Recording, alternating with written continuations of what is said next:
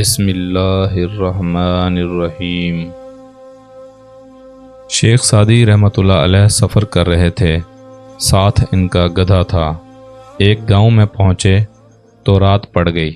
سردی کے دن تھے، رات بسر کرنے کا ٹھکانہ تلاش کرنے لگے۔ گاؤں والوں میں سے کوئی ٹھکانہ دینے پر رضامند نہ ہوا۔ آخر ایک گھر کا دروازہ کھٹکھٹایا۔ گھر والے نے کہا، میری بیوی درد زہ میں تڑپ رہی ہے، بچہ نہیں ہوتا، اگر آپ دعا کریں تو جگہ دے دوں گا۔ شیخ سعدی مان گئے، انہیں کمرہ مل گیا۔ پھر انہوں نے کاغذ کے ایک پرزے پر ایک تعویذ لکھا اور گھر والے سے کہا، اسے مریضہ کی ناف پر باندھ دے۔ تعویذ باندھتے ہی بچہ ہو گیا۔ اگلی صبح شیخ سعدی تو چلے گئے، لیکن گاؤں والوں نے تعویذ سنبھال کر رکھ لیا۔